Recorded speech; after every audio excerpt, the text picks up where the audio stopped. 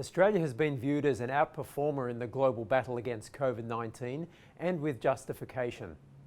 Australia's death toll of 106 and currently just 10 people in intensive care is indeed one of the better national containment outcomes to date.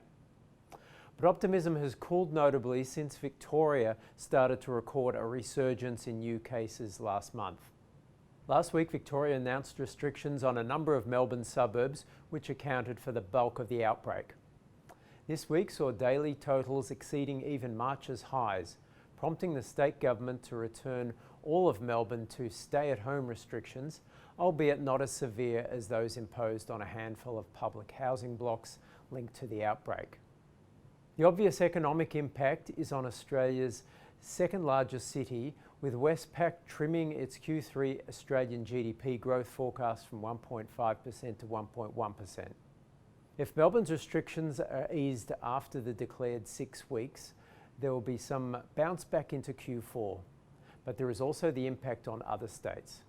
Queensland normally receives many Victorian tourists at this time of year, and other state premiers and territory chief ministers are either tightening rules on inbound travel or even reconsidering the pace of intrastate reopening.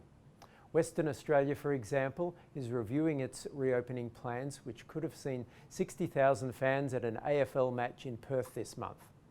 In this light, we will be particularly interested in Westpac's July Consumer Sentiment Survey on Wednesday to see whether consumers in states other than Victoria are becoming more worried about the economic outlook.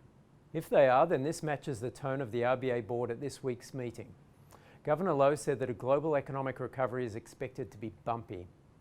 His discussion of Australia's labour market was also more downbeat than in June, noting that as some businesses rehire workers as demand returns, others are restructuring their operations. Victoria's coronavirus setback and the ongoing surge in cases in many US states seems to be worrying Australia's federal government enough for it to err on the side of more fiscal support. Treasurer Frydenberg is due to deliver an economic statement on July 23rd, with growing signs that the JobKeeper program will be extended for many companies beyond September, along with increased job seeker dole payments and perhaps bringing forward planned income tax cuts to next year. Despite all these concerns, the Aussie dollar has risen slightly over the week, again touching 70 cents.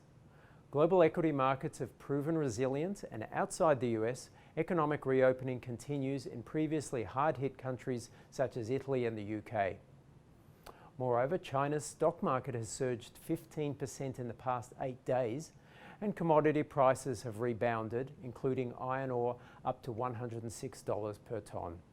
This is obviously a positive backdrop for the Aussie dollar, even if growing tensions between Australia and China over Hong Kong seem to threaten Australia's exports other than iron ore. But the busy domestic calendar in the week ahead will provide plenty of food for thought. Along with July consumer sentiment, we see June NAB business confidence and then the June labour force survey. After Australia lost about 800,000 jobs in April and May, many forecasters expect a rebound in June, but Westpac is less optimistic.